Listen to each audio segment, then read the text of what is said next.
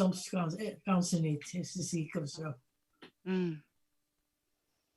Als ik iets kan doen, laat u het weten. Hè? Dankjewel hoor, voor het aanbod.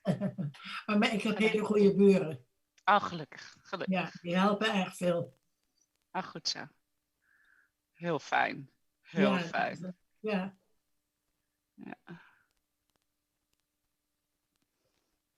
Heb je gezien dat in juni is er 1 meeting op vrijdag gesteld? Niet zaterdag, maar vrijdag. Misschien sommige mensen zien dat niet direct.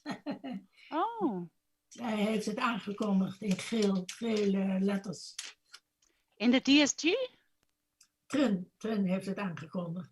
Oké, let me have a look. Ja. Ergens in juni is het 22 juni. Dat is niet op de zaterdag, maar dan is het op vrijdag. Ja, 22 juni. Ja, ik geloof 22e. 25e of 18e, dat is op een vrijdag. Let me have a look. 29. Het staat op zijn site van Trin. Trin heeft ook een site, dat wist ik niet. Nee, Trin kondigt altijd aan. Oké. Ja.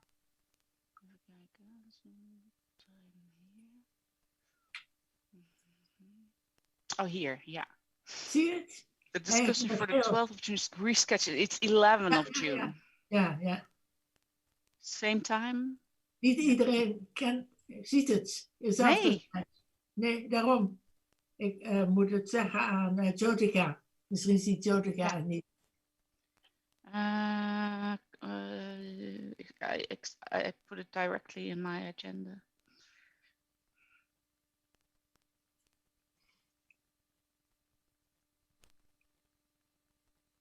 I'm not sure if I have to work, but we will see. Oh, dag Jonathan. Hallo Jonathan.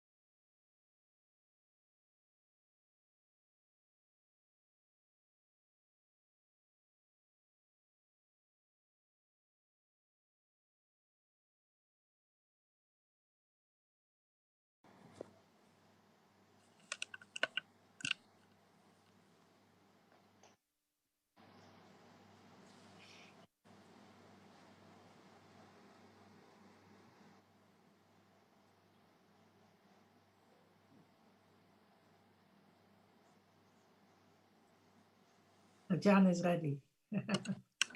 ค่ะสวัสดีค่ะ สวัสดีค่ะอาจารย์ สวัสดีค่ะ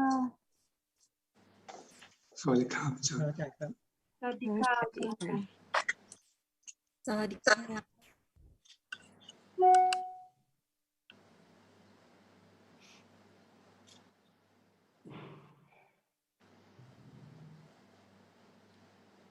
Please carry on. We should start. Ajahn? Yes. Yes? Well,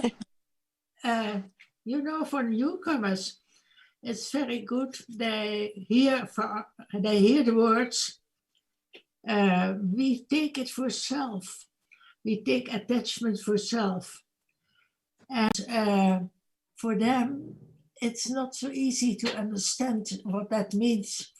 And for all of us, it's really good to listen more to that, to the meaning. We take attachment for self. It is self, because it's very hard. Panya knows only when there is a self. So it's very useful for everybody to hear more about that. So I think that if we just say it's not self, what does it mean? What is not self? See, just only that is not self, it's not enough. That's why, what about this moment to know whether what is there, to understand the truth of it? Because it's just there now. It's there. Who makes it arise? Arise, no one at all.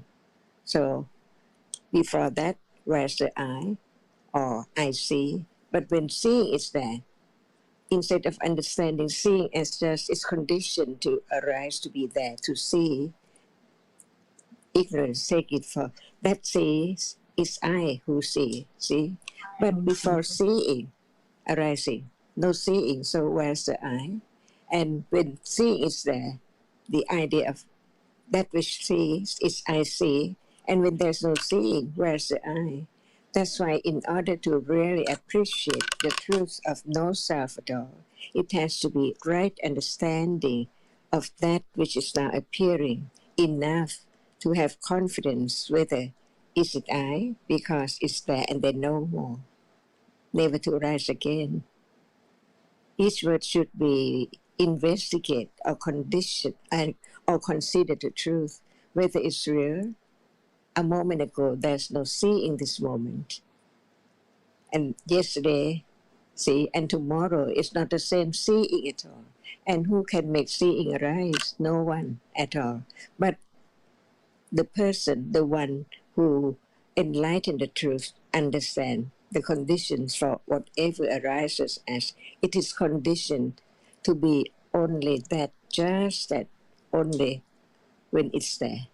Only when it's there. When it's not there, how can there be the idea is somewhere in the drawer or wherever in the cupboard? No, not at all. Because that is only thinking about that which has seen. But what about this moment of seeing?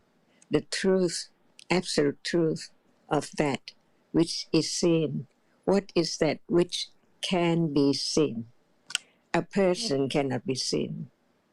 A cupboard cannot be seen. A bed cannot be seen. What can be seen is only that which can impinge on the eye base. For the blind, there's no condition for seeing because there's no eye base. And what is the eye base? How come to be that quality which is different from other things? Like it's not the seeing, it's not that which is seen, but it's there to be conditioned for seeing to arise. That's all. So where's the I? And what can be taken for I? No more. When what is not appear now, that which does not appear now, where is it? Can there be the understanding of that which does not appear? But what about the understanding of that which is now appearing? To understand by oneself, whether is that me or I, or is that which sees only. It cannot do anything at all, only arise to see. And without considering, there must be the idea that it's already there. How come? No understanding, no interest. But there must be conditions for whatever arises. Otherwise, that cannot arise and it cannot appear. Just learn to understand that which is now appearing. It's gone, unknown. Where is it now, that which has gone? Impossible.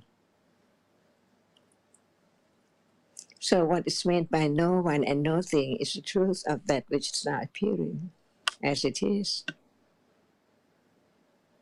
That which is seen cannot see. And what about that which sees the seeing? Can it be seen? See, so common in daily life, but no question, no thought about it at all, of the truth of it. Where is it and how come to be just in a moment and then gone? Unknowingly all the time, because the object which is seen changes so very, very quickly.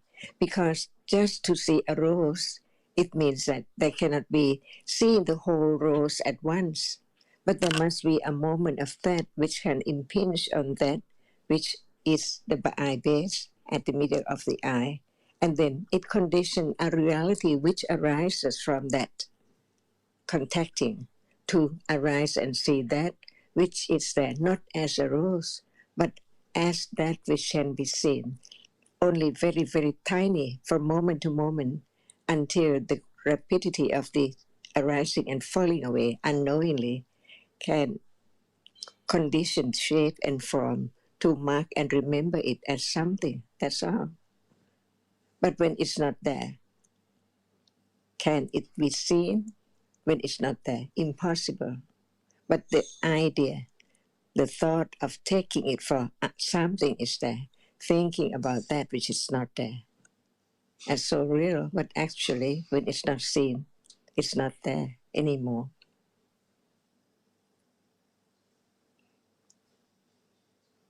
And the other day, Lucas had a good question to ponder over. He said, what is the difference between seeing and that which is seen? And we all know in theory, but his question is good because when it actually occurs, we are forgetful. We really, ignorance takes over. Because not enough considering about just one object at a time. For example, we are thinking about that which is seen. Is that only thought enough? Is that enough to just to understand only that which is seen? Not enough at all. Because what is that which is really seen? And is it still there when there is no seeing? And when there are moments of seeing many, many things together seems at once right now, how many moments of that which impinge on the eye base very quickly and then gone from moment to moment, condition the whole shape and form of something and mark and remember it, make it known as something, which is only the idea of that which is there at moment when it appears, but actually that which appears gone completely. Is it true, or can it be known little by little? Because when they are together, it's impossible to experience directly the arising and falling away of anything now. But when it becomes just one only experience, nothing else at all, that object can be object of clear understanding of its truth, that it's only that, no shape and no form. Is that true? To understand that which is seen now as it is, to understand more and more about where am I? Seeing is seeing. It's conditioned just to see. And that moment, no arms, no legs, nothing at all. Only a moment at a time. A moment of seeing cannot be many, many things around. No experience of that we take for head or arms or legs or head. That is the truth or not? of that which is now appearing, just one reality at a time. That's why, without considering clearer and clearer, it's impossible to directly understand only one object at a time with awareness of just that only object by conditions unexpectedly, just like now. Unexpected to see whatever is seen now, it's there already. Unexpected to hear what is heard now. See, before it arises, it's not there. There's no hearing. And then there's hearing, and then gone. Now, everything can be understood now, little by little, whether it's true or not, that whatever appears gone never lasts at all, arising and falling away, and never return at all in samsara, in this life, or in today, anytime. Anytime. See, and this is the way the true world is, because the world is that which arises. If nothing arises, there's no thing, no world. And the world is that which arises and falls away, but there are conditions for whatever arises from moment to moment, all the time. That's why it seems like it's there all the time. What about at moment of being fast asleep? Is there anything that we used to think about in a day? And is there I there when one is fast asleep? Where's the I? No seeing, no hearing. And when it's seeing, seeing is seeing and it's gone. No matter what you take the whole for I, but actually the truth of each moment has to be as it is. But begin to understand the words of truth and consider that there is only clinging, taking that for something because of the rapidity of the succession of the arising and falling away of a moment, and think about a moment. It's so short, but in reality it's much shorter than that. The moment of seeing is not the moment of the citta before the arising of seeing, and it's not the citta which arises after seeing. See how fast it is, how quickly it works. Just arise and falls away all the time, like the ripple keep on the sea, in the sea. Non-stop as soon as there are still conditions for the arising of each that we can understand, the conditions for its arising, one reality at a time. The seeing without eyes base, without that which can impinge on it, without other conditions, which are more than just one condition only. Condition such a moment and then gone. Nobody knows. That's why it's just like living in darkness or in a dream. Because what we take for so real, so it's not there anymore as soon as one wakes up. The moment of understanding the truth, the moment of directly experience the truth, it's like the moment of waking up from the dream. Nothing is there.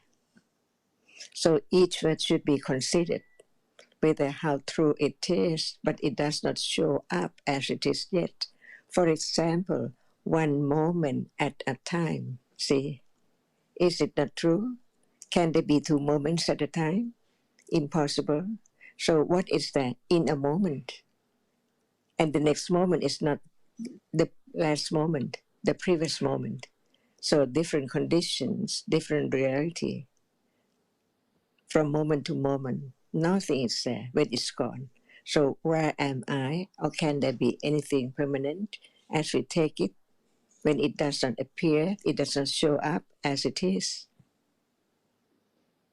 The arising and falling away. One just think about sickness, old age, and death as not permanent. But actually, how come without just from moment to moment, only one moment at a time. If this moment is here, there cannot be this or other thing different from this moment. But each moment is different. It keeps on going, different moment, from seeing to hearing to thinking to liking to disliking. See, many, many realities. How come? Not permanent at all. Just arise and falls away all the time.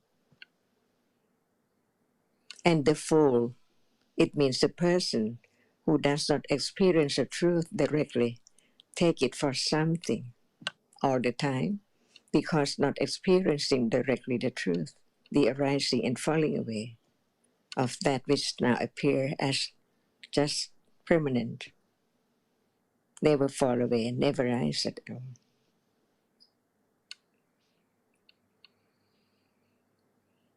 Just listen and consider the truth, whether it's true or not, that's all. To understand what is right and what is wrong, what is true and what is not true. Seeing is not always there, not always seeing, see, true or not. Hearing arises and falls away because it's not there. After it arises and hears and then gone.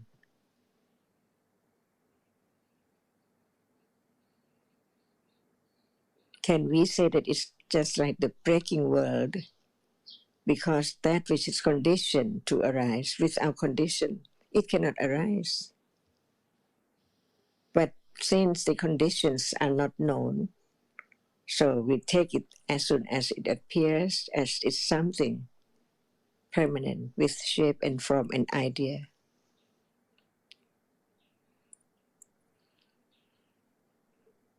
See what is seen now, not the truth, but that which is taken for someone or something because of the shape and form. And how come to be such shape and form? Without seeing, can it appear as that? And when it appears as that, can anyone change it? Impossible. It's gone. So who can change that which has gone? It arises and falls away. What can anyone do because it's gone? No time to change anything. Nothing can be changed. Is that true? Why not? Because it's the way it is.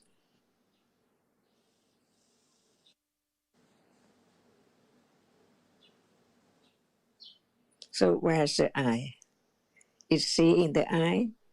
Without seeing, no hearing, body, shape and form, can there be the idea of I?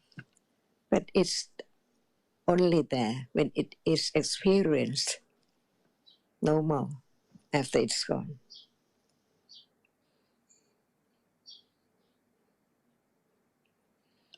So just to understand the truth that only one, the Buddha himself, directly experienced, and what is meant the enlightenment, the truth, the absolute truth of whatever is now appearing. No one knows the truth of it, but there can be listening and considering to understand whether it's true or not just to believe.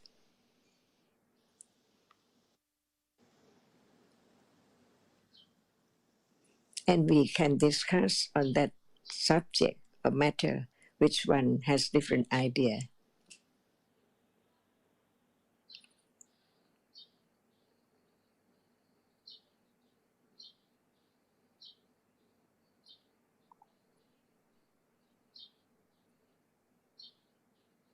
Can there be a creature which is so very tiny? See? Can you say also, don't arise, don't be such?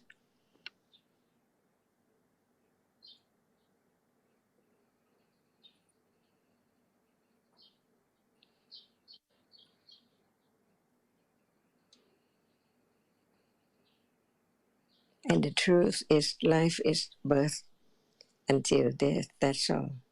Everything gone from moment to moment, temporary death.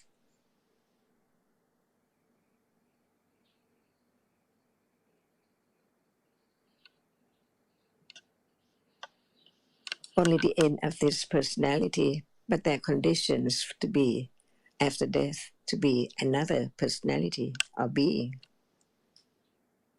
depending on understanding or ignorance, like or dislike, accumulated in this life to be different ones, never the same at all.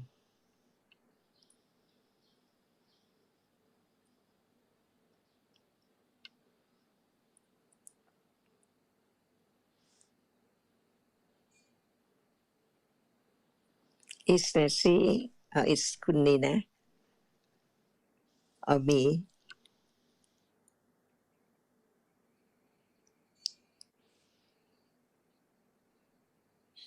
To be truthful to the truth, Satya Parami.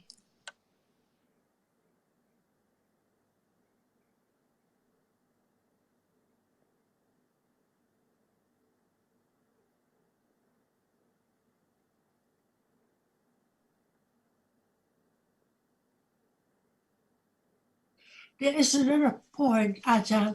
People take that the wrong way when the Buddha says, practice concentration, but they take it out of the context, since they forget that there is concentration with each citta, and especially when there is right understanding, that concentration accompanies right understanding. But one may wonder, why does the Buddha not say practice understanding? I think because of this, there are so many realities. But when there is right understanding and direct awareness, there is only that reality, only one reality.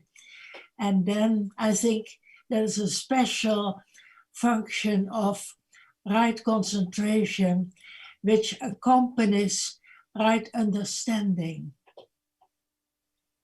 Because you see that we have to investigate or careful study, understanding the word of the Buddha.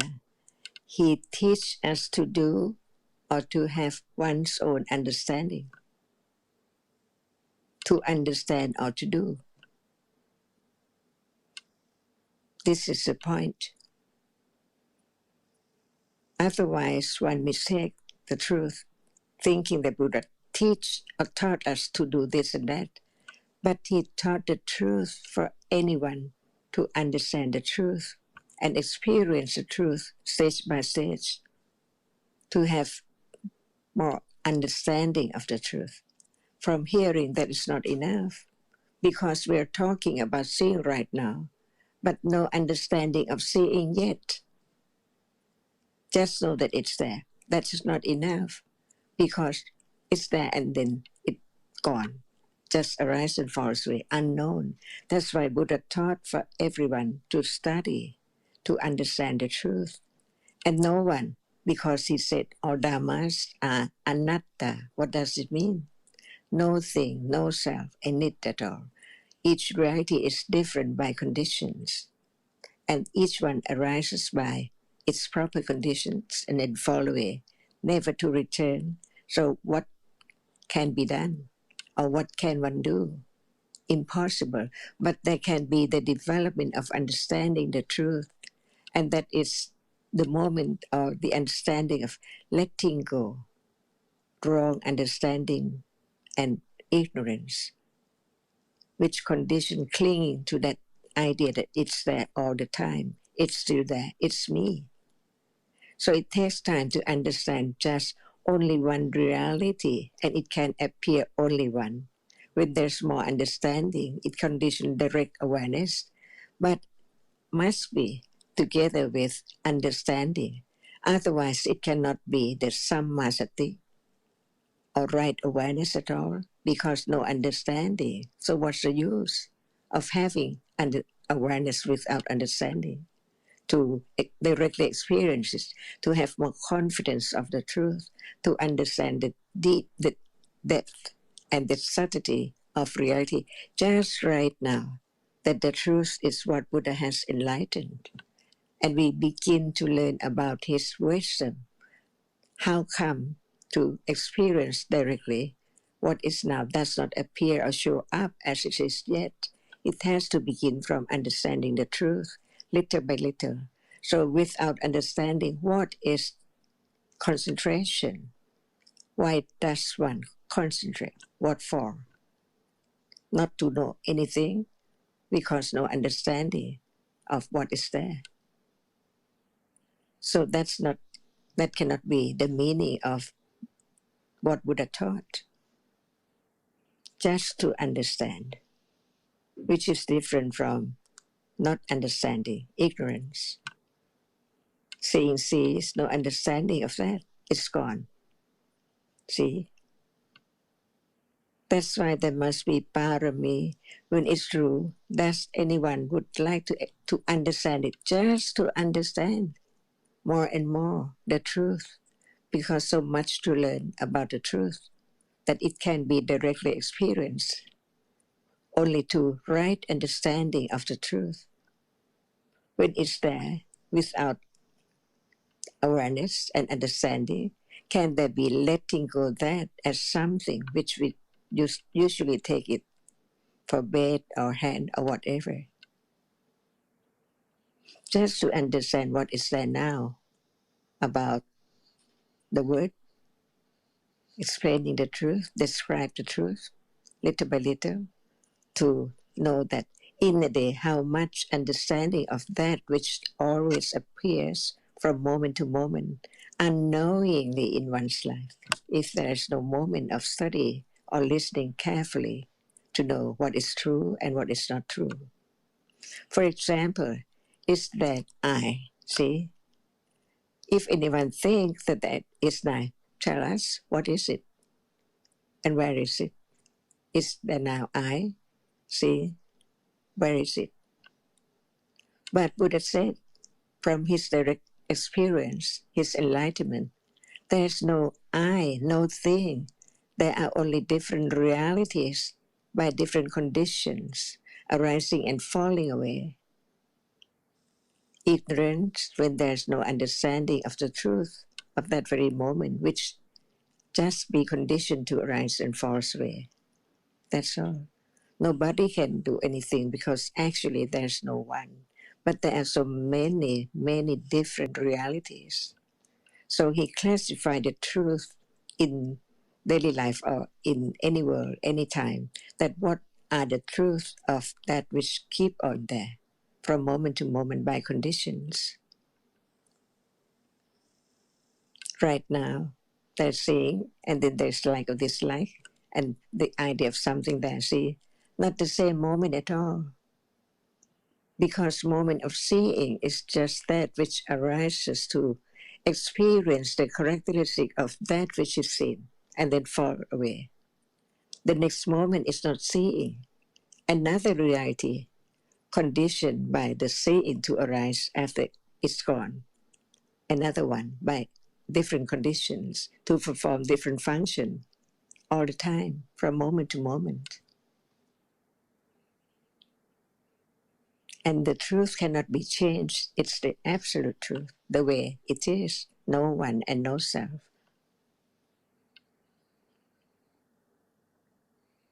So study Dhamma is just understand the wisdom of the Buddha and what he taught about reality right now to understand whether it's true or not.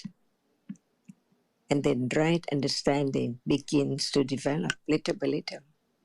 That's all. Because no one there. The function of letting go is a function of right understanding. And there must be other realities arising together, performing its function, each one. Like sati and samadhi, ekakata cetasika. So if there's no understanding, what is that? How can there be the development of understanding more about that? Not just doing this, sitting. What for? Now they're sitting. And what? Nothing. Understood. Why they are there all the time.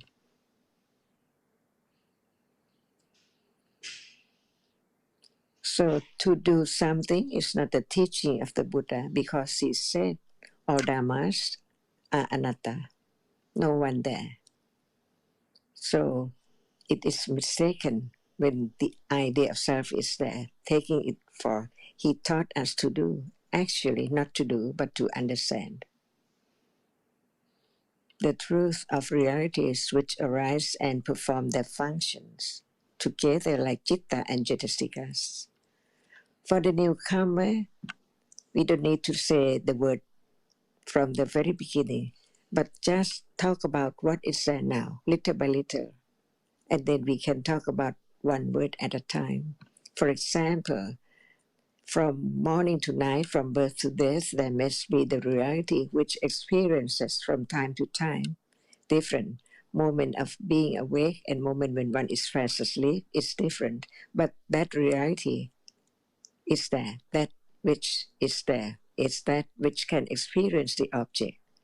But when it experiences and when it does not experience, by conditions, different conditions are there. Enlightened by the Buddha and taught us to understand, beginning to understand the truth of actually there's nothing, only that which is conditioned to arise and falls away all the time. The first noble truth. What arises falls away.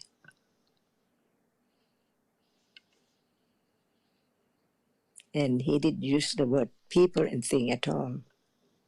Khanda, ayatana, and so on, by different aspects of showing the truth of each one.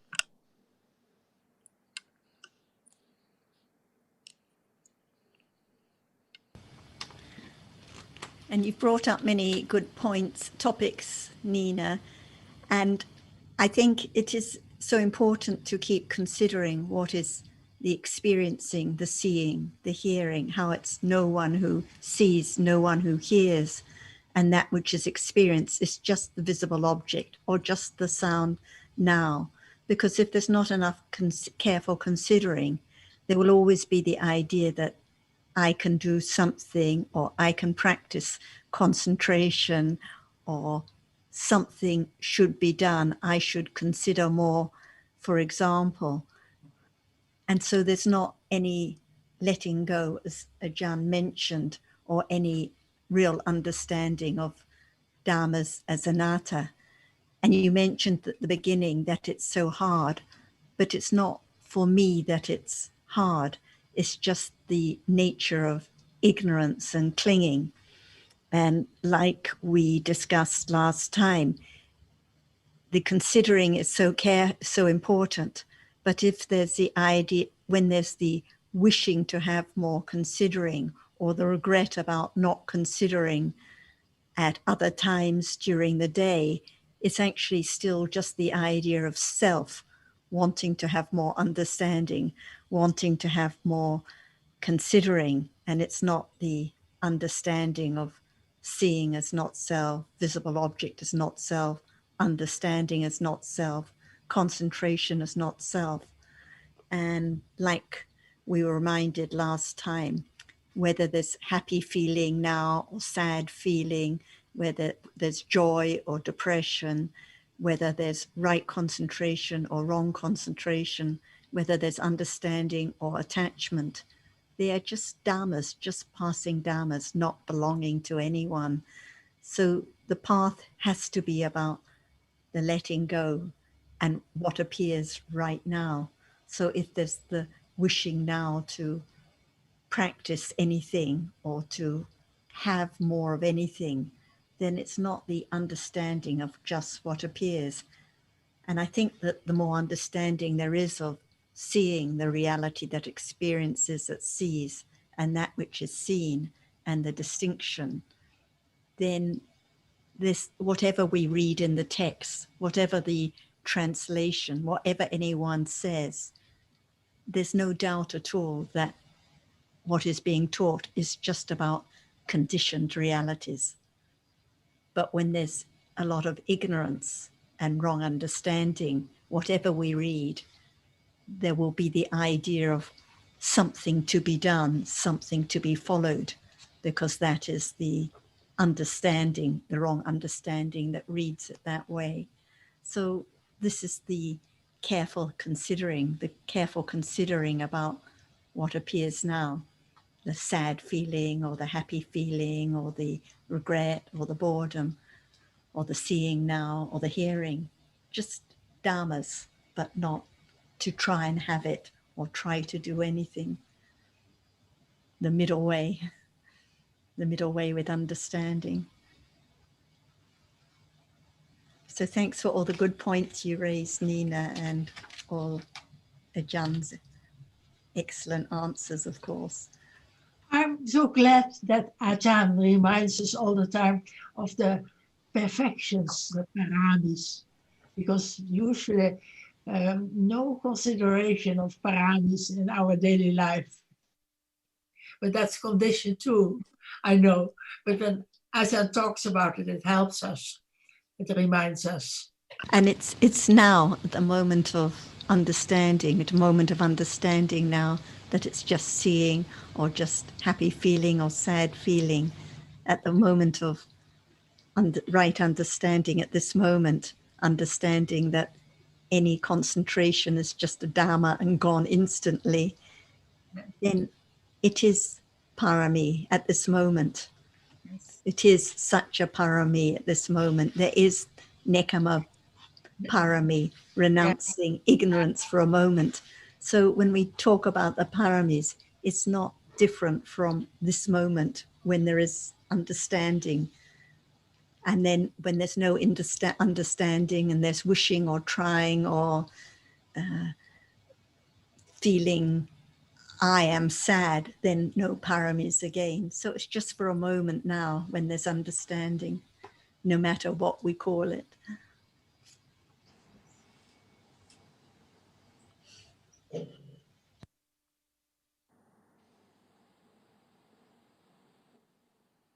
Otherwise, we think again that it's something to be developed at another time by trying to do something, and that's not parami, because it's not understanding of the truth that whatever arises now is conditioned and anatta. So at the moment of understanding, no thought of trying to concentrate or trying to do anything or wishing to practice, because there is the understanding that it's just a conditioned Dharma and gone.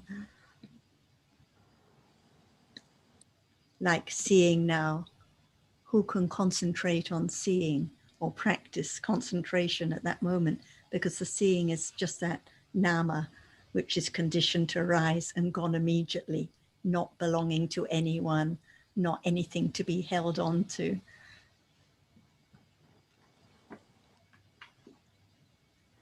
That's why the only hindrance to the path is the wrong understanding and the ignorance at this very moment.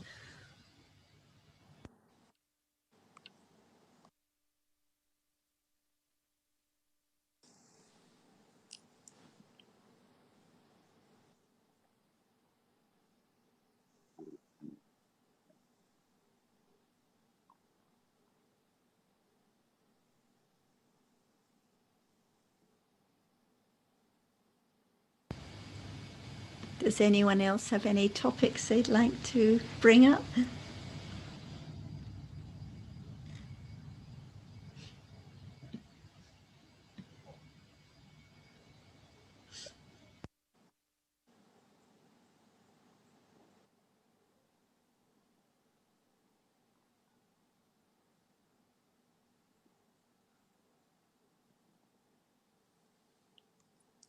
I have a rather technical question, because I'm going through the book by Nina, Abhidhamma in Daily Life. And in there, in the part about the Tadaramana Chitta. It says that this function can be performed by either the ahetuka vipaka chitta or the sahetuka vipaka chitta. So I think it's very clear about the ahetuka vipaka chitta, but what about the sahetuka vipaka chitta when it does the function of Tadaramana? Thank you. So for Tataramana, we have to think of the clinging, of hanging on. It's called hanging on to the object. And we think of the clinging to all the sense objects and wanting to continue that, but it is anatta and it's conditioned. And then it's no need to think too much or wonder too much about how many hetus or no hetus, but we have to think in the first place of the real meaning of Tataramana. Yes. So hang on to the object, but it's still the vipaka chitta. It's not the akusala chittas or kusala. It just does it. Conditions, yes. Vipaka. Yeah, vipaka, but by conditions. It happens like that. And I suppose that even for the arhata, for example, they still have those chittas, right? The Tadaramana chittas. But no clinging, of course. No, yes. Is the Tadaramana very important? Tom, Okay, please go on, Kun Sundra. look, okay, no, okay, Tanajan, thank you. I'll just be brief. It may be helpful, Tom. Tad aramana, tad means that. Aramana obviously means object, so it's that object. So if it's a, and you're probably aware of this, if it's ati manhanta ramana, so the object started right at the beginning, so it's going to go right through, and that object is going to still be there right at the end. So there must be, by conditions, obviously, those two chittas at the end, the tad, those objects. But when you said that ahetuka or sahetuka, I thought, well, Tanajan would probably have to elaborate on that. So I'm not quite sure about that one. I think it's a very good question, in point of fact, and it would certainly be helpful, I think, for Tanajan perhaps to tell us more about, the different types, if you like, of Tadaramana, or different types of chitta, obviously, because you will obviously, as you said, you've made a fine point between sahetuka and ahetuka. So it'll probably be obviously with 2 or 3 roots, I'm not sure, or no roots, of course, if it's ahetuka. So Tanajan, perhaps you could elaborate a little bit on that one, ahetuka as opposed to sahetuka, with roots, either 2 or 3, I presume. Thank you. First of all, I think that when Kun Tam says that she understood the ahetuka santirana, the palambana, right? Which perform the function of the palambana. Yes. And you doubt about the kusala vipaka. Why?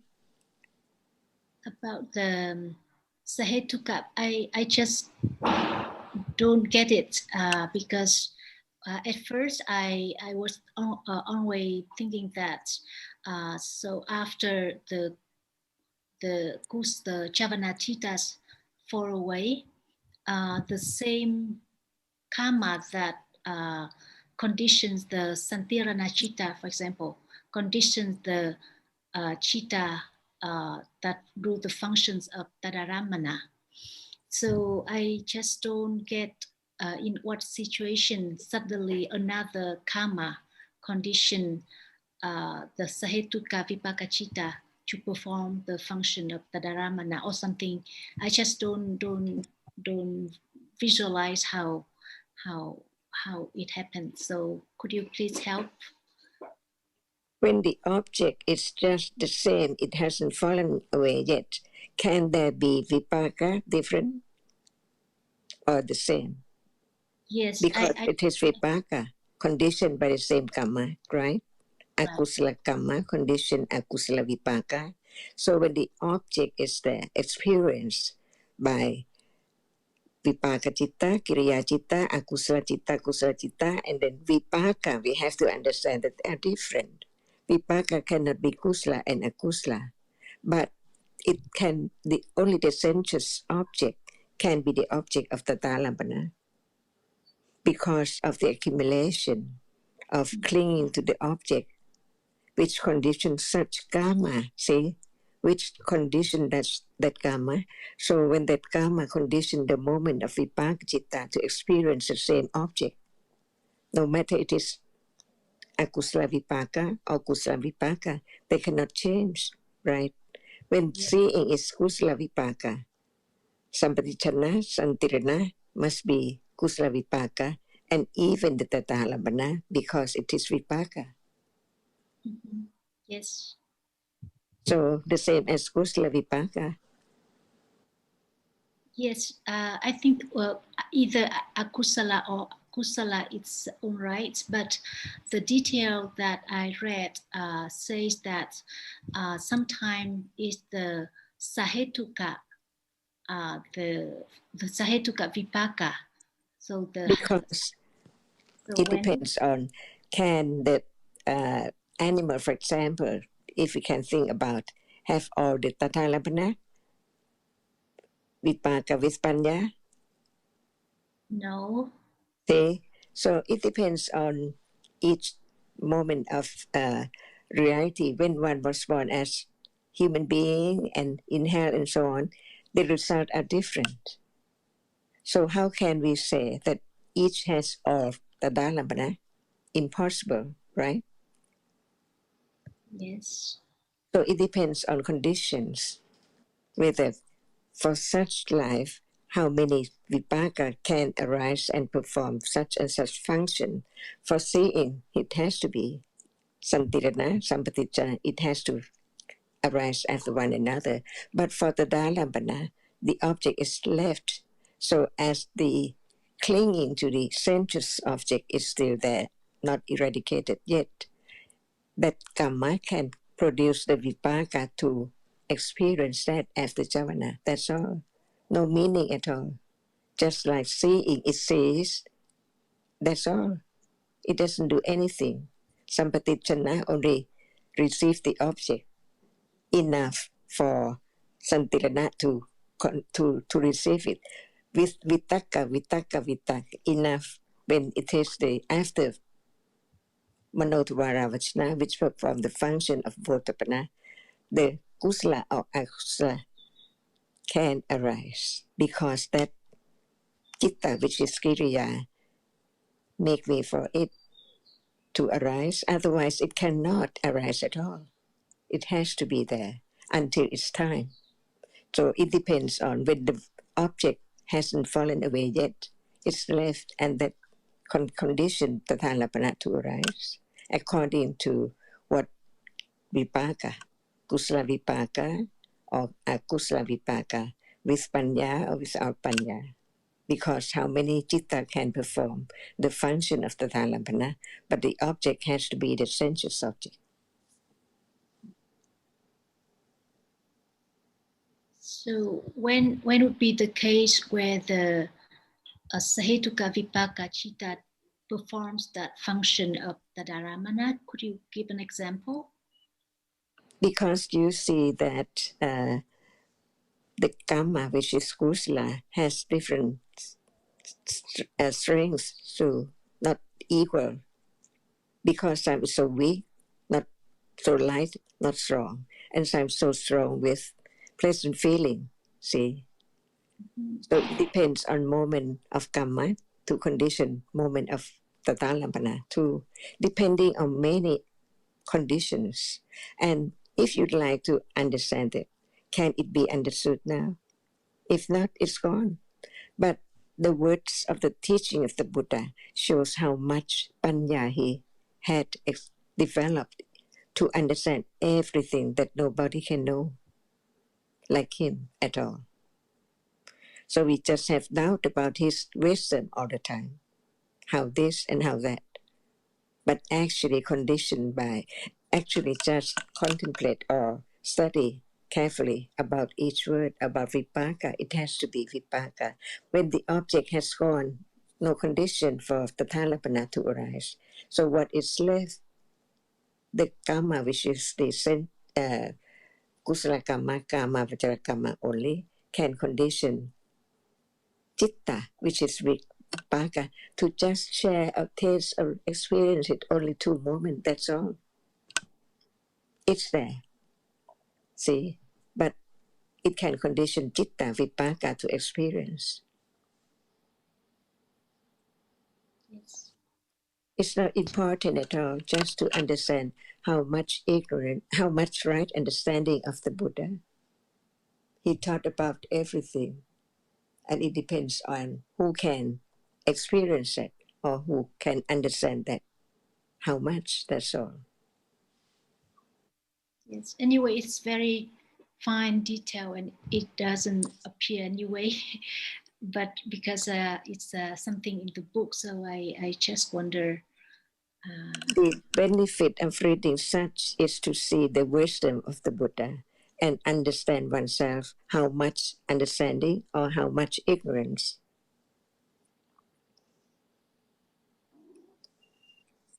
One And I can think, understand for and I oneself. think, Tam, it depends also on the chitta that performs that function of Tadaramana. For example, if it's performed by Santirana, then it has to be ahetuka.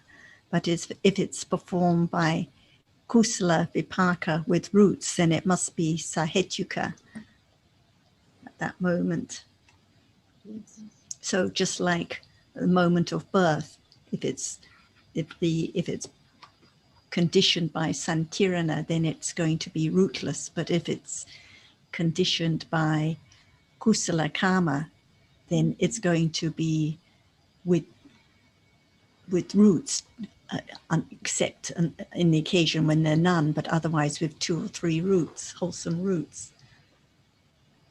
So usually the chittas with roots, which are vipaka, do the function of patisandhi, of bhavanga, and of chuti, right?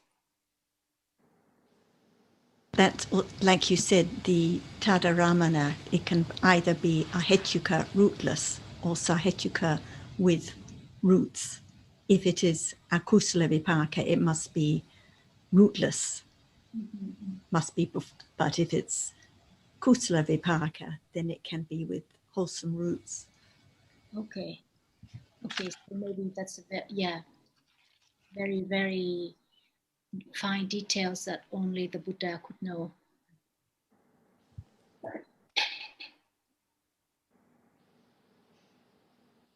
Okay. And I think actually just at the end of the last discussion last week, Alberto was also asking about Tadaramana and some other cheetahs. And we were mentioning that often people have the idea that this is a very strong object because this is the way it is phrased, but it just means that that object is still being experienced because it hasn't yet fallen away. And as Ajahn said, that can only happen in the Kamawatra plane because it's conditioned by the clinging onto the object. And the clear answer must be only the moment when it hits directly experienced. Right? For example, the Jetasikas arising with a citta at this moment, if it's not the object there, it cannot be clear understanding of it.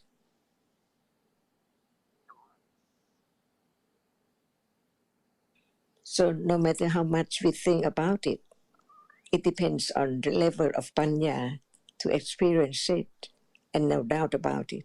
For example, no doubt about the characteristic of that which experiences it. It is so real, no shape and no form and nothing, only that which arises, experience. And in the beginning, no understanding of the moment of arising yet, because it's only that level of understanding the different characteristic of that which experience and that which cannot experience. No other thing at all, only that reality. And can we say whether it is Tathalamana or not at that moment? Or whether that is Jivitindriya, Cetasika? See, they are all there unknown. So that which is the object can be known.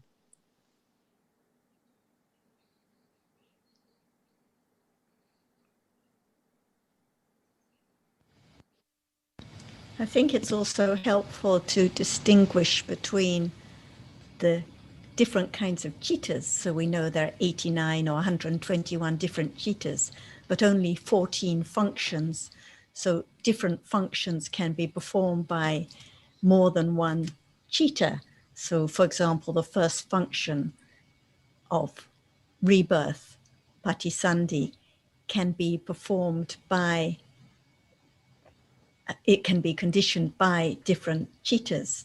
So it can be by way of santirana or by way of different kusala vipakas at that moment, and the life continuum the same, and then the adverting consciousness, one function, seeing, hearing, smelling, tasting, touching, another 5 functions, and then sampatichana, santirana, votapana, javana, tadaramana, chuti. Those are just the different 14 functions, but many different chittas, so different chittas can perform different functions. And the point of discussing it is just to understand that no one is there. They're just different chittas that perform different functions at different moments. That's all, like now. Thank you, Ajahn and Sarah and Sundra. See, they are heard and gone. What is left? The reality which is now appearing and depends on understanding only. Whether there can be direct awareness and understand of that, not mind about the meaning or what is there as what and what, because it's not the moment of thinking about the name, but moment of understanding the truth of it, the characteristic which is there.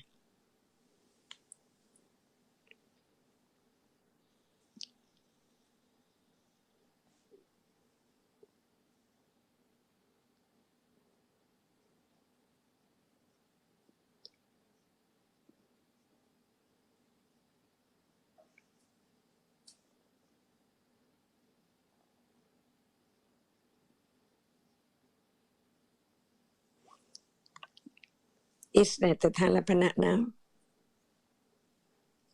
There must But- be Ajahn, but no. But there must be seeing, see. Is there enough understanding of seeing, which is now appearing? See, that which appears can be object of understanding. And if there is thinking about other thing, no understanding of that which appears.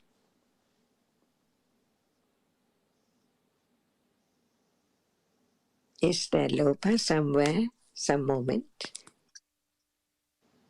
Totally. If it's not seen, it cannot be eradicated.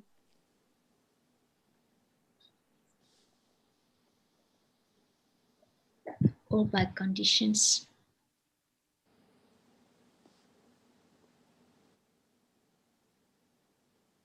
Tanajanka, ค่ะ เชิญค่ะ I have a question.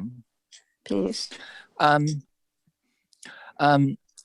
appreciate Tom's question, and one of the reasons I hear what you are saying, that is our wisdom that sophisticated or that refined that we can understand Intl.Dhamma, and we know that it's not, because as you keep on reminding us that, and helpfully, and that's a very good, and those are very good reminders, that the reality that appears or is the important one to begin to slowly understand, and that reality normally won't be Intl.Dhamma.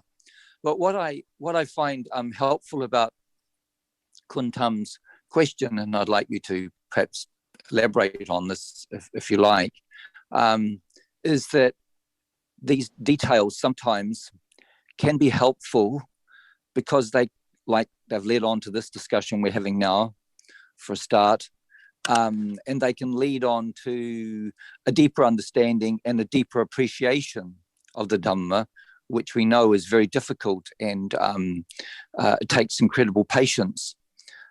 So I'm just wanting to say, and perhaps get some feedback from you, that I know that it's probably not so relevant, but in a way I feel it is, because the level of understanding or feedback that we can get from you helps us to appreciate the conditioned nature of all Dhammas for a start, and perhaps can lead on to a deeper understanding.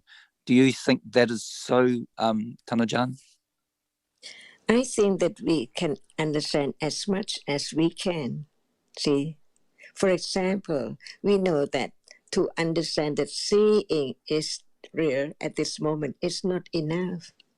But seeing is there to be object of study with awareness little by little, and develop the understanding of the nature of that which can experience, and it arises and experience only, not me. The point or the benefit of to understand the Dhamma or anything, just to have more confidence of no I at all. But the details in the Tipitaka, from page to page, from word to word, so much more, very, very subtle and very, very deep. And if there is no understanding of that which appears yet, we lost the time thinking about other things, while there can be more conditions for develop the understanding of that which is now appearing. That's why at moment of understanding with direct awareness, no word that we have learned at all, no thought about it, no sanya of the word, but of that characteristic which appears as it is, that which experiences. See, when many things are around, it's impossible to understand just one reality as clear, a little clearer, a little clearer. That's why what we heard about one reality can be object for consider again and again, and not just only the word, but the characteristic of that which is now appearing. So while one in the old times, in the times of Buddha, Bhikkhu or anyone listening to the teachings, and at that moment there can be direct awareness and understanding of the nature, the real characteristic of that which is there as not I, because it experiences no thought about whether it is Sampatichana or Santirana or whatever at all. Because what we heard as intellectual understanding to support the confidence of no self at all, not to cling to that. Because if it's not panya, clinging is all the time, unknown all the time. It changes its object from sensuous object to something, the words and the whatever is there to think about as not that which is now appearing at all. So it depends on at that moment, can one see the benefit of understanding the details clearly, just to develop the understanding of no self, but not just cling to more the story of the details of it, which cannot be known. According to now, there's not the understanding of seeing which appears. So how can there be clear understanding of that? And the point of listening to the teachings is about what is there now, It's not known yet, and it cannot be known at all from day to day if we still think of other things. So we know what is the condition to develop panya, to think about the details of that and try to find out, or just to know that after that it's there. No one knows at all. Because even seeing right now, Sampatichana is not known, Santirana is not known. See? Only seeing which arises, falls away, is not known as just different ones yet. Because not understanding the nature of that, which cannot be anyone or anything, because it's only that which arises and experience. Its characteristic, its quality, its function is to just experience. No shape, no form at all. It's there. Even it's not death, but it's at moment of fast asleep, nothing appears. So at that moment, where's the I? Or what about the Sampatichana or anything that we have learned? It's not there. But at moment of just the moment of waking up, what's that? See, unknown. But the Buddha taught about the detail as much as one can understand that it's different because it has its doorways to experience the object of this world. And this world means this characteristic which is now appearing. It's very difficult, very hard to experience because panya is not enough. So the panya which can understand from the very beginning, a little more confidence that no one at moment of seeing is just seeing and then gone, not hearing. See, little by little, there can be the letting go instead of lopa cling to everything except the Intl.Dhamma.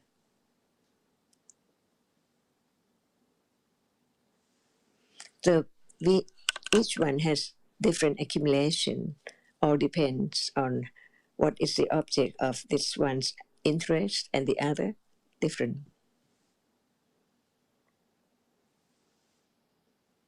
To understand the characteristic, which is not self for this person, to understand more. So there is the different people of Bhikkhu in the Buddha's time too. Even the one who is interested in Abhidhamma and the other interested in Vinaya, there are different groups of them too.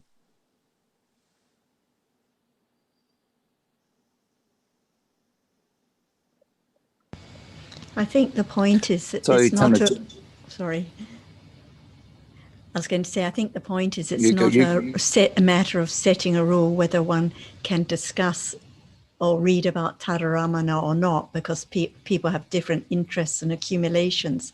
But whether or not one's discussing about Tadaramana, the reality is at this moment, the seeing is now, the thinking is now, the considering is now, wisely or unwisely.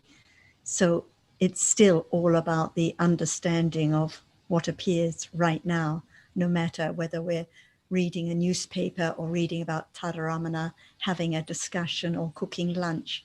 It's still about understanding right now different dharmas as anatta.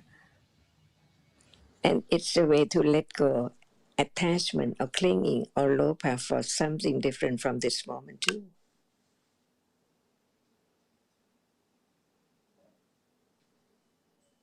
Otherwise we begin to set rules again about we should study more of this, or we should learn the Pali, or we should this and this and that. But it's just about the understanding right now, how no matter how life goes.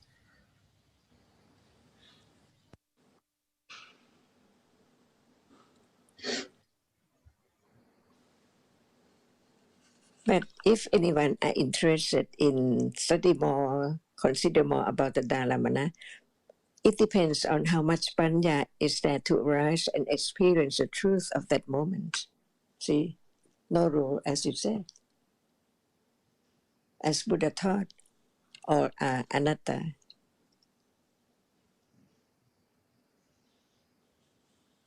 Otherwise we're thinking about the situation, the story of dharmas again, instead of just understanding the reality right now.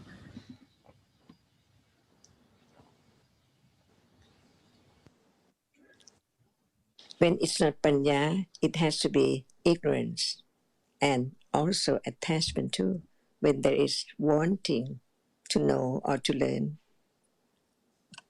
or to do whatever is there, lopa is always there, changing its object, cling to everything except the Lokutara-Dhamma.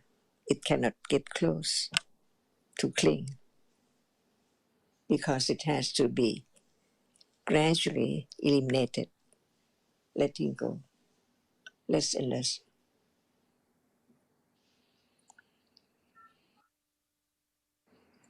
And the only way to have less clinging to the idea of self is beginning or understanding the truth of this moment by way of intellectual understanding and later on direct understanding and later on directly experience the truth. Only one at a time. But now not only one at all, so many things around. That's why they do not appear well, because no right understanding of it. Just one at a time. Excuse me, Ajahn. Can you elaborate on the third thing, the direct understanding of the truth after direct awareness? Okay. Is there any direct awareness, attention to just one object as seeing or touching or hardness now?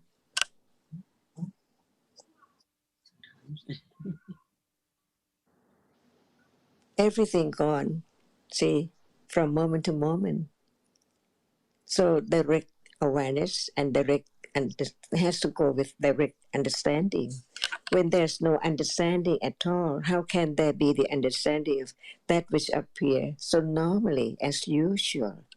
They are Dhamma, but no understanding of any of them. But from hearing again and again and again that it is only that which appears only one at a time. See, at moment of touching, there cannot be seeing, there cannot be thinking.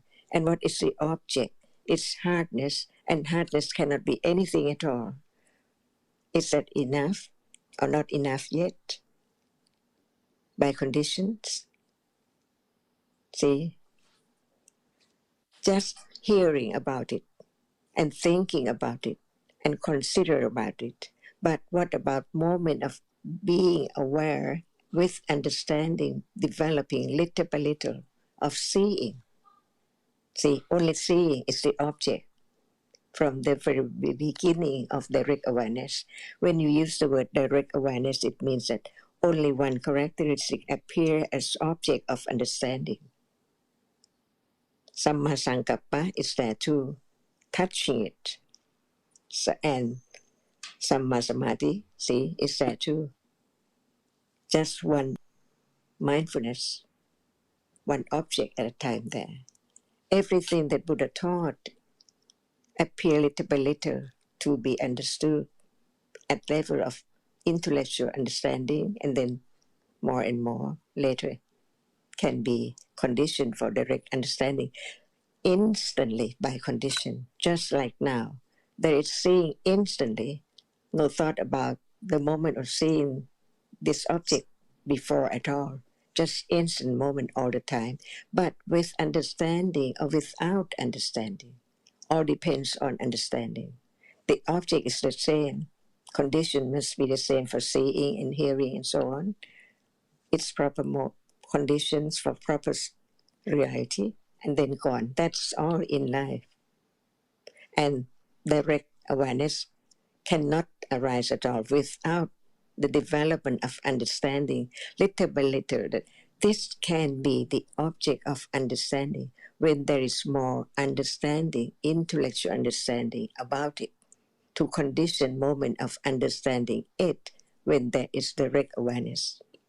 At once, instantly, when it's there, to understand the unnothingness of all realities, because the another's appears little by little. At moment of direct awareness, no thought before. Otherwise, when one tries so hard, it's the self, not the understanding of no one, of conditioned realities.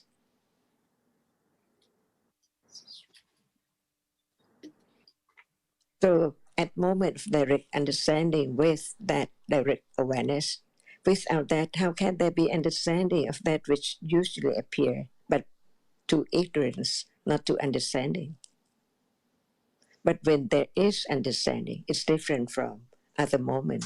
So the direct understanding begin to be known, for Panya understand the different levels of understanding. Intellectual understanding at this moment, hardness there, no understanding at that very moment, even so very short. But when it's there, even it's so short, Panya understand the difference. All depends on Panya to understand no one. The truth is that actually each which appears now are conditioned realities. From moment to moment and gone forever, never to return in samsara. Only once in one lifetime. Only that very moment. Never be the same.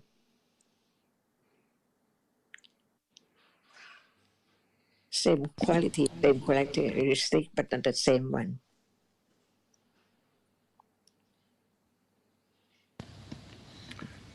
Betty, I've appreciated Ajahn talk, but I didn't quite catch your question, so I'd just be interested to know what it was you asked.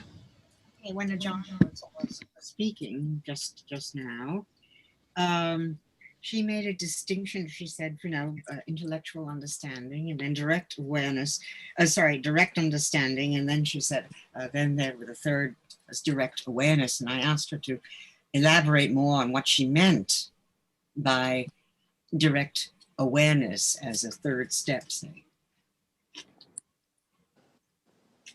The first step of that level, not the first like intellectual understanding, but without intellectual understanding at all, how can there be condition for direct understanding of what appears now?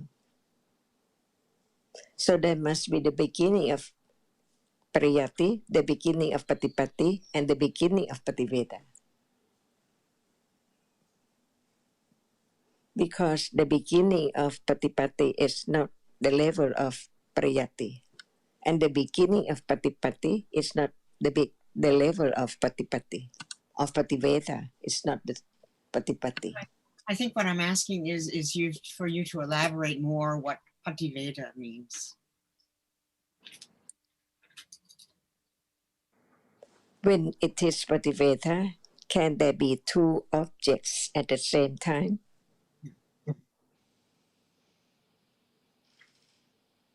Well, now, so many objects at once, it seems.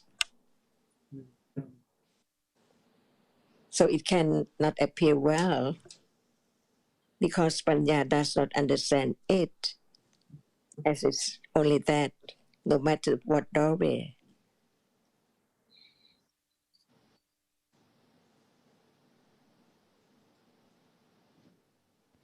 Betty, when it's pati, we know it's the understanding, the beginning of understanding realities directly, the beginning of the path, the development of satipatthana, the understanding of seeing, the understanding of the characteristic of visible object, but just once, and doubt and clinging as usual, not enough, not firm enough.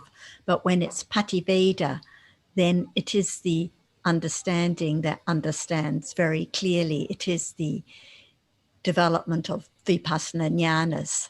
There is the clear understanding of the distinction between namas and rupas, the clear understanding of realities as anatta.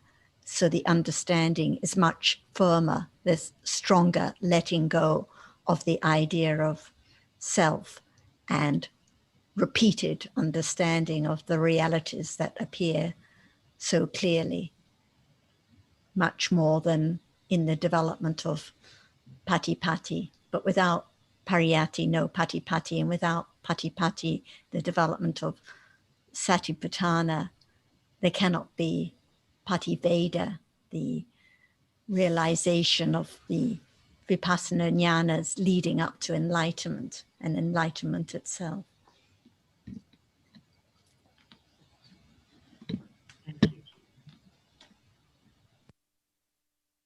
I think it's so precious to be reminded all the time that even Panya is so short as it knows the difference, and to understand there is no one and nothing, and nowhere else are we reminded like that, like now, like Ajahn reminds us now. So it's really a very precious moment.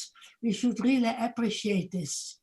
It's quite a difference, because I have not heard it anywhere else. There is no one, there is nothing, and about anatta stressed all the time. And why it always has to be this moment, no matter what the question or no matter what the topic, and no matter whether in the Dhamma discussion or with friends at the movie or eating lunch, it always has to come back to the beginning of understanding of realities now as anatta. Yeah, So very it doesn't matter what the circumstances or the situation or what the interest or what is being read, because it's always the present moment and there's always reality appearing right now. So that's why confidence develops with understanding at this moment. But if there's just reading and studying details without any understanding, there will always be more and more doubts and more queries. So no matter what the topic, it has to be the understanding now. not a story. It's Yes. very, very good. Yeah, usually it's a story we hear about elsewhere, and here it's quite different. Right. Like you said before, when people discuss death, they just want to compare different stories and different accounts. But what about the understanding of reality and the death of the cheetah at this very moment? This moment, yeah, so very important. I want to just reach out to Wilhelm, because I saw your video is on Wilhelm, and you very patiently listened for many Saturdays. I just wondered if you have any topics you would like to bring up or anything you would like to ask about. Thank you. Thank you for addressing me. I have to say I have terrible stage fright. So it's hard for me to think while I'm fearful and whatever happens to me at the moment. But anyway, my question is, or a main question regarding the Citta Viti process. It seems to me that the aramana is slightly changing with each function. We heard last time about the Tvaradvajana Citta, where the Pasa reaches out to the object. And I was wondering about the Sampatijana. Sampatijana means that it receives the object. And I was wondering what actually it receives. So it seems to me that the aspects of the aramana are changing with each function. That there is, the object, obviously, the rupa remains the same, that's clear. But aramana, in the sense of that which is perceived by the citta, that seems to be slightly different according to the function of each citta. Okay, that's my question. I just want to clarify one point. Did you say it seems that the aramana or the tadaramana is changing? Just the aramana. I mean, Okay. yeah. So if we talk about the a sense door process, for example, visible object, which is experienced through an eye door process, the visible object itself, the rupa, doesn't change. It's exactly the same rupa, which lasts for the equivalent of 17 cheetahs. So no matter which cheetah is experiencing it through the eye door process, it's exactly the same rupa that is experienced. But as you said, the function of each cheetah experiencing is different. So only seeing sees it, and only the adverting consciousness adverts to it, and only sampatichana receives it, only santirana investigates it, and so on and so on. So the visible object is exactly the same, but because the cheetahs have different functions, they experience it in a different way because the cheetahs are rising and falling away. And sampatichana is the first vipaka cheetah after the seeing consciousness to experience that visible object. It's just one more vipaka cheetah because after seeing, they're just conditions for two more vipaka cheetahs before the kiriya cheetah that makes way for the kusala or akusala cheetahs to arise. So when we say it's receives, it's just one vipaka cheetah that is not quite as strong as the next one, the santirana cheetah, which is just the result of the same karma and experiences that visible object, followed by the santirana, which is a little bit stronger because it's the next one.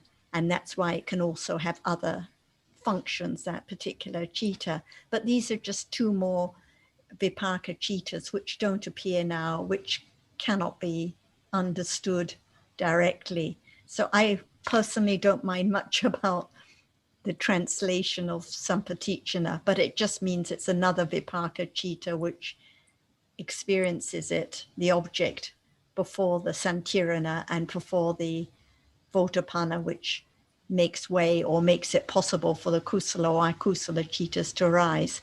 But whichever cheetah is experiencing that visible object, the visible object is just the visible object. It doesn't change at all.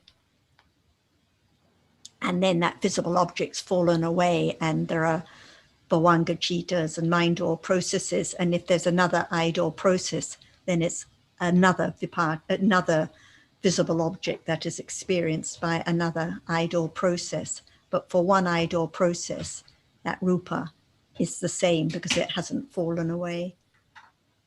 Yeah, it's clear to me that, okay, that this thing about the 17 moments of Citta, that rupa persists. But so I have another question. Do you think, I mean, in the same line, do you think, could it be seen that rupa and aramana are not the same? I mean, aramana is the object of a particular citta in a particular moment. While, I mean, the rupa, sort of the outside rupa that's persisting. But do you get my point? That the aramana. What is the, when seeing consciousness arises, what is the aramana at that moment? Yeah.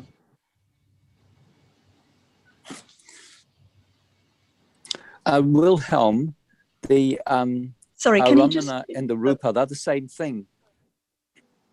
I know. Wilhelm, that I know, but for instance, okay, I've read that, or actually, if you consider for the citta, a citta falls away. In the moment that the citta falls away, for the citta, also the aramana falls away, isn't it? I mean, the rupa, the visible object that was adverted to and seen and experienced by the other citas, that rupa is the aramana for the entire sense door process. As Sundara said, the rupa and the aramana are the same at that moment. So the aramana is exactly the same for all those citas in the process. It's the visible object that's experienced. That's clear, but when the citta falls away, actually, I mean, the aramana for that citta disappears. The rupa itself, the visible object, so after the adverting consciousness experiences the rupa, and the adverting consciousness falls away, but the rupa doesn't yet fall away because it lasts for the equivalent of 17 citas. So the rupa doesn't fall away yet, not time for it to fall away. So the following seeing consciousness experiences the same rupa, the same aramana.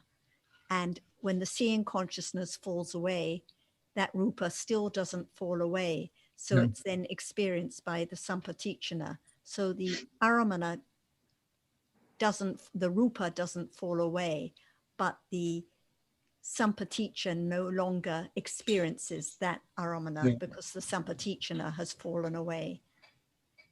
Yeah, but in the discussion about the khanas, it says that the aramana arises at the upada moment of the citta. So I mean, it arises, so it obviously also falls away. I mean, for the citta, or I don't know, with the citta at that moment. Well, when the citta falls away, there is no longer the aramana of that citta experienced at all. But the rupa, which was the aramana, the rupa itself is then the aramana of the next citta. Yeah, that's clear. I mean, the persistence for the 17 moments of the persistence of the rupa is clear. That's clear to me also. But it's just within the subtlety of that. Of the wording. Maybe it's just the wording, and maybe it's just empty speculation. And then we also have to consider, like in the mind door process, the aramana usually is concept. So the concept that is experienced by the mind or cittas, it doesn't arise. So we cannot say that every aramana arises because only realities arise, but it is experienced by the citta.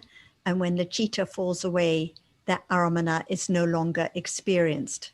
And we cannot say it lasts because it's not a reality. I didn't understand. Sarah, that which is experienced. Yeah. Sarah, I'm not sure if I've ever heard the idea of the aramana arising. The point. I don't remember.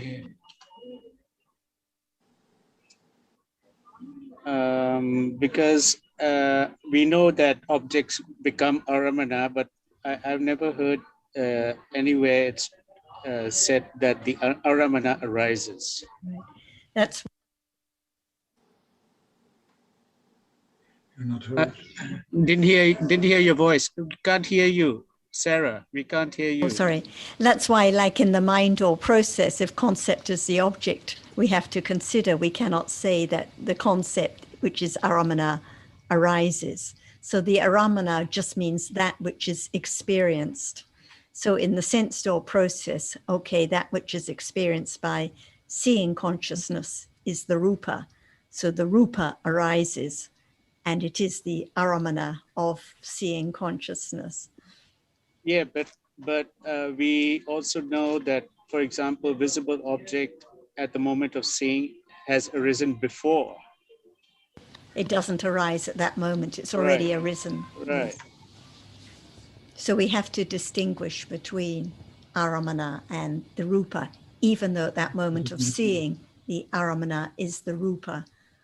But the point that you were saying, Wilhelm, about the aramana, the upadi at the moment of citta, because aramana just means that which is experienced, just the object that's experienced by the citta. So that's what I mean, that that in the particular functions of the citas, that somehow there is the aramana changes slightly. I mean, the rupa is the same, obviously, but like what does the Samtirana, for instance, what does Samtirana actually examine? You know, it is the same in that case in the idol process. The aramana of Santirana is the same visible object that's experienced. Yeah, that's clear. That's clear. That's okay. That's accepted. But yeah, the aramana is the same. I mean, the object is the same. But just before, you actually also made a difference between rupa and aramana, because the aramana is that which is seen. I mean, which is perceived by the citta at that moment. But obviously, the rupa persists. Do you know what I mean? Wilhelm, if I may say, look, I think it might be a confusion just with language here, because we call it aramana, but really it's in the sense thought process, it's rupa aramana. So we call it aramana, but really it's rupa aramana. So it might be just the language usage that might seem to confuse. And as Sarah has pointed out, those different chittas in the sense door process, they just have different functions while they have the same object. So sometimes it just might be, a matter of, confusion of words. But what we do refer to the object that appears now as rupa aramana.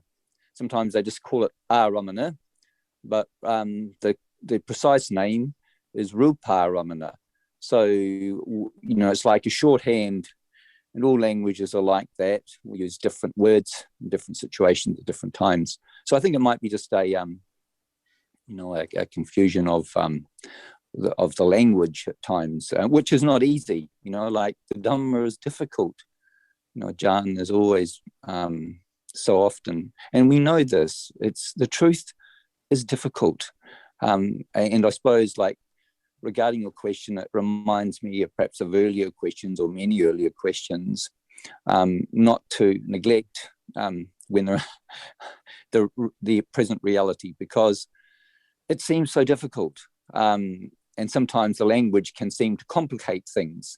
But the important thing is the understanding of the reality which appears. And in the beginning, that's not easy. For a long time, it's not easy.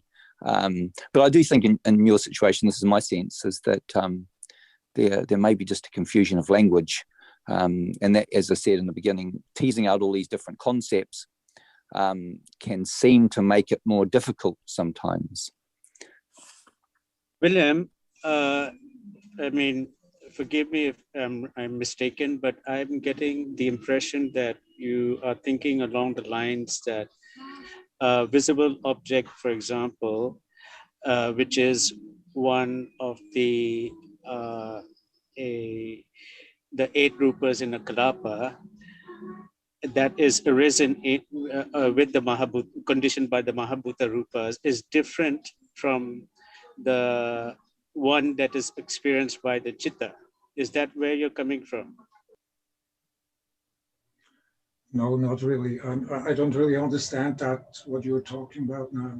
Oh no, because I inferred from your question that since the rupa that hasn't fallen away, being experienced by different chittas, starting with adverting and then seeing and then sampati channa, santirana, since all these different chittas are of different characteristic and function, therefore the aramana is different,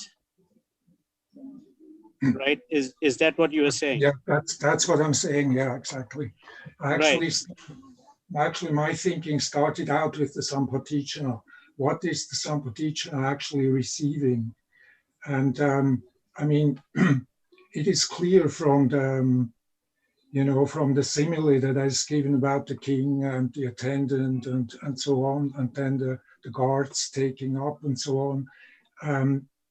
it's clear that that the receiving is after the actual seeing, but logically, the receiving would be before the actual. For me, the receiving would be before the Panchadwara Vijnana. But so I was wondering about that. What is actually received after it is already seen. Let's say in the seeing process. But just as the person entering the door is first greeted and then experienced differently, it's still the same person entering the door, right? So it's the same rupa that's being experienced by the different chittas. It's just that the different chittas have different functions. Yeah. Yeah, okay. Yeah. Except that maybe it's just empty speculation about things which are actually clear.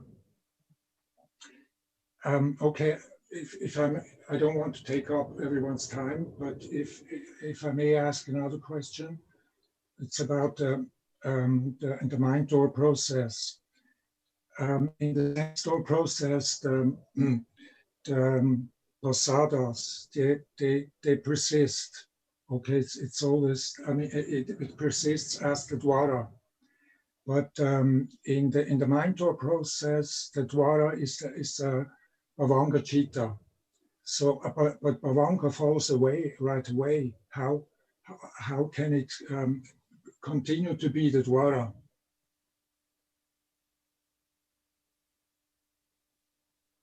Was I understood? I think your question is that we learn that for the idol process, for example, I sense is the dwara, the door, the means by which the seeing sees the visible object and all the chittas experience the object. And in the mind door process, the last bhavanga chitta is the dwara, the doorway for the chittas in the mind door process to experience the object. And it really just means it's the means, the way by which those chittas in the mind door process can experience the object. If there was not that last bhavanga chitta before the adverting consciousness in the mind door process, none of those chittas could arise to experience the object. So it just, the doorway just means it's the means by which the following chittas can arise and experience the object. But perhaps we can see if Ajahn would like to add any more to any of your questions or topics.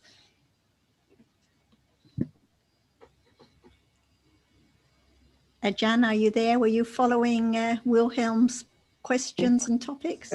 Okay, I forgot to turn the microphone.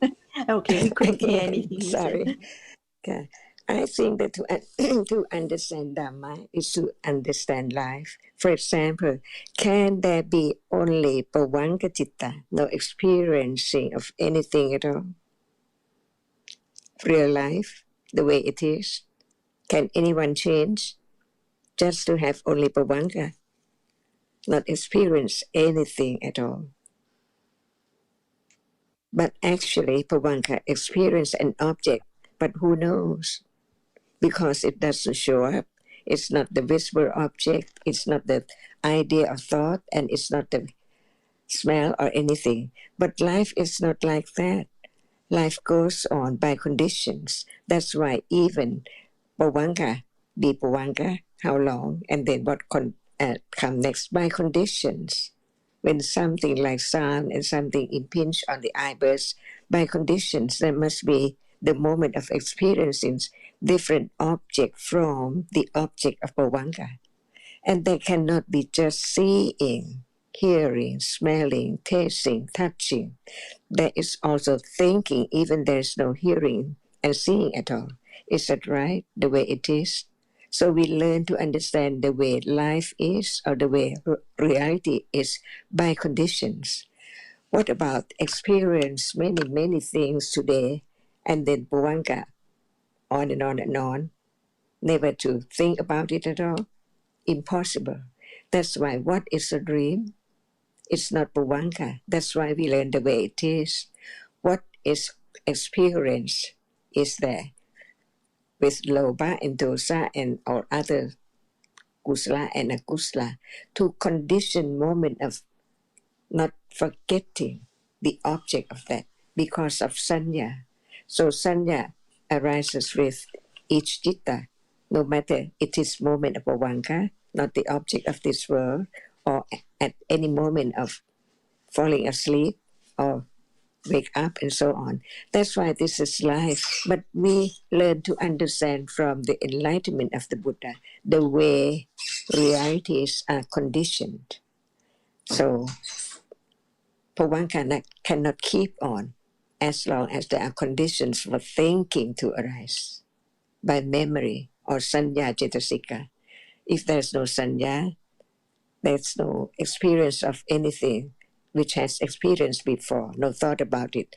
But life is like that. That's why Buddha showed us how many cetasikas and how many different cittas by different cetasikas and rupa and what to understand the truth that actually there's no one and all at all.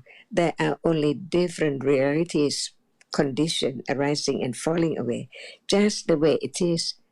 Does anyone want to change the way it is? Can anyone try to change? But it can be understood the way it is as not self, as no one can control, no one can make anything at all. It's all there by conditions to understand the truth that actually what we take for I or permanent things, actually it's the breaking world all the time, just arise and falls away all the time, unknown. But the truth is that to learn to understand the truth. Otherwise, there must be that which arises and falls away by conditions, eons and eons ago, and eons ahead, non-stop. See? But from the enlightenment of the Buddha, he taught the truth of the reality, the cause, the conditions, and as long as there are conditions, there must be such realities like it appear in one's life, in daily life, until no more conditions, nothing can arise. Is that true? Just learn to understand what is there, that at moment of fast asleep, there is still that which experiences, but it cannot experience the object of this world because of at that moment it's not conditioned for seeing to arise yet. But when it is the moment of vipaka to see, no one can stop the moment of waking up and experience an object. But who knows, at the first moment from fast asleep to moment of waking up, who knows what's the object? Impossible. So very fast. That's why we learn to understand what is there, which is now appearing, to understand it, that what is it? A moment of that which arises to experience an object and then gone. Different moment, different conditions. So we use different words to convey the meaning of the reality, which no need to have any word, but it has to arise and perform its function, or that which arises but cannot experience the rupa. That's all. Just to understand that as much as there can be conditions to understand how far, how much, not as Buddha or Sariputta and the other, but to understand as much as one has accumulated. To understand the truth of no one, this is the point, because this is the absolute truth, no one at all. So seeing is seeing, hearing is hearing. No one can make it arise, no one can stop it falling away. It's the way it is. And we name and call it different ones to understand the way it is, different ones. Like Seeing is just a moment, only a moment who know, and it's not Bhavanka, that which keeping on without experience the object of this world until there are conditions to experience. So seeing is the result of a karma. So many conditions. It's time to arise, to see, to wake up, to hear, or to smell. Who knows? By conditions. All are dhammas. So sudden, unexpected, by conditions. To understand it as it is, no one and nothing in it at all. That's all. So what we are talking about, just talk about one characteristic of a reality to understand as much as we can by conditions or by the explanation, the teaching of the Buddha. Just one word at a time. So now, what is the word? One word that we would like to talk about. Because for the word ruparamana, it means only visible object. Because it's different from other objects which cannot appear to the eye of seeing at all. The only reality among all realities, there is only one which can be seen, and that is ruparamana. Because usually rupa is anything which arises and has its characteristic that cannot experience anything. But when it is the object of seeing, the other cannot appear as that which is seen, visible object. It's only one characteristic which can be seen. So it's used the word ruparamana at moment of when it appears as the object of seeing. And at moment of hearing, it is saddha ramana, khanda ramana, different by the object. That's all. But they are as they are. So very short. Who can imagine panya, right understanding, which has developed to the degree of enlightenment, the truth, pativeda? Only one object appears at a time to that which experience, which doesn't have any shape or form at all. Only that which experience and that which is object, only one at a time. Thinking about only one. Where's the world? No world together. No world there at all. Beyond imagination until it's there.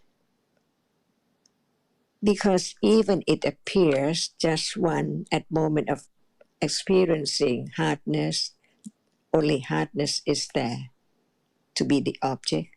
It means that actually there's no other object with it or together like now. So the absolute truth is that. But panya is not enough because no letting go, no understanding of the other reality as they are as only so short and they are different, but they appear together. So it conditions the shape and form and idea of something from life to life, from moment to moment. No understanding clearly, just of only one yet. So how can it appear? Because panya or right understanding is not enough to let go the clinging to whatever is there all the time when they are there. That's why learning from the very beginning about the truth and panya develop and let go, and then there can be a moment of experiencing an object. Even that moment, the other object also appear because it's not as clear as vipassana jnana, but it is the beginning to understand what's meant by awareness, direct awareness of only one reality with understanding too. Otherwise, what's the use of direct awareness when there's no understanding? But it's very weak in the beginning. That's why it developed on and on and on. Who knows how much, because there are so many moments of clinging to everything in life. In darkness, nothing appears as it is until there is the understanding of the truth of it, little by little. But it takes time to let go, the clinging to what appears as something. Only when Panya develops and there are conditions for a moment of direct awareness with the beginning of understanding the true nature of that characteristic, which we used to know by word, that which experiences and that which now sees, and seeing means experience an object, but it does not appear as it is, one characteristic at a time. When the Nama, the reality which experiences appear, the Rupa is not the object. And when the Rupa is the object, the experiences which experiences does not appear, but the object appears. That's why they have to appear as they are one by one. Otherwise, how can there be the distinction? The moment when there are that which experience and that which is experienced. So just learn to understand what is there now, when there's no hearing yet, and when after hearing, and more considering, beginning to understand it, even it does not appear as it is yet, but the truth is that little by little, this is the path, the fourth noble truth, very subtle too. Who knows that at this moment is the moment of getting a little bit on the path, little by little. Letting go, attachment or clinging or ignorance of that which does now appear. Not yet, but just learn to understand the truth of it until it appears to Panya unexpectedly by way of anothernness or in one's life.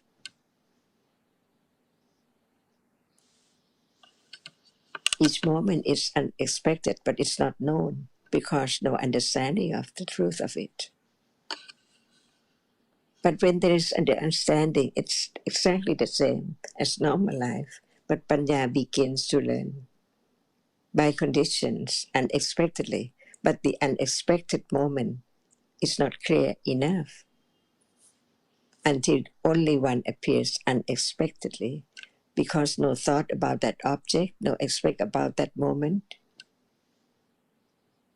that it can be as it is appearing.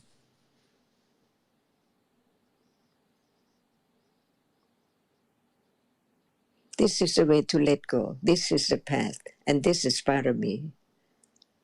It takes time, viriya, patience, khanti, satya, to understand the absolute truth, that this is the truth that nobody knows, and it cannot be changed. It's the absolute truth.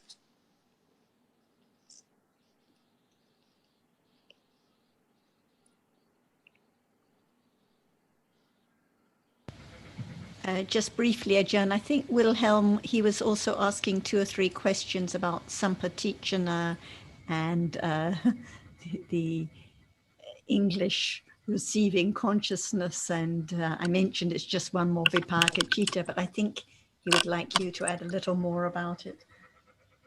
Okay, is there only seeing moment?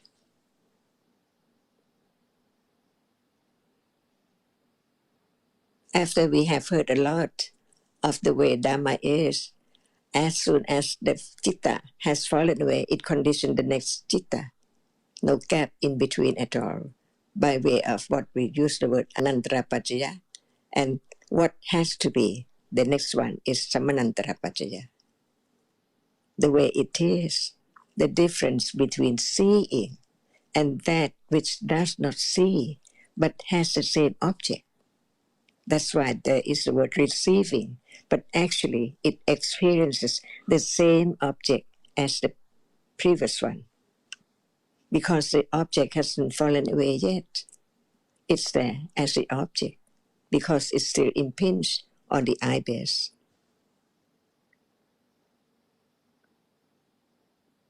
So the next citta performs its function, which does not see, and no matter what you call it, it's there, experience the same object as seeing, but it does not see. So it need vitakka cetasika to touch on that object because it's there. And the next citta cannot experience other object because it's conditioned by the seeing and the object is still there, not fallen away yet. So the other object cannot be object of the sampatichana, which has the same object of seeing in the idle process. See, not the same moment. So seeing is only one moment, but the moment before it experience the same object but does not see, and the one after it experience the same object but does not see.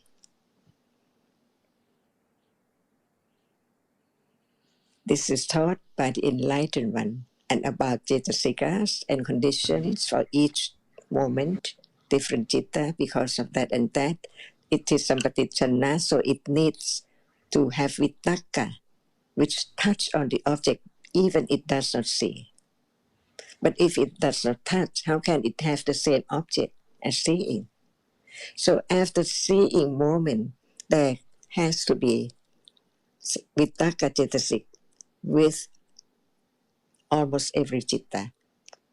That we can talk about the exception moment later, because this is so common in actually for the sensuous object, there must be that. By conditions, it experiences, but it does not see, so it cannot have the same cetasikas as only 7 as seeing. It needs more to touch on that object, but it does not see. But it touched the object, experience the same object, see? And just only that function, so very, very short and then gone. Condition the next moment to receive the same object, but not the same function. Because it's not just arises after seeing, it arises after sampatichana, but it cannot perform the same function as sampatichana, as sampatichana cannot perform the function the same as seeing. Thank you very much, Ajahn, and everyone. I think we can continue the discussion next time. Yeah. ขอบคุณมากครับ สวัสดีค่ะ Thank you. Anumodana Acharya. Thank you, Ajahn. Thank you, everyone. Thank you, everyone. See you all next time. Thank you. Thank you.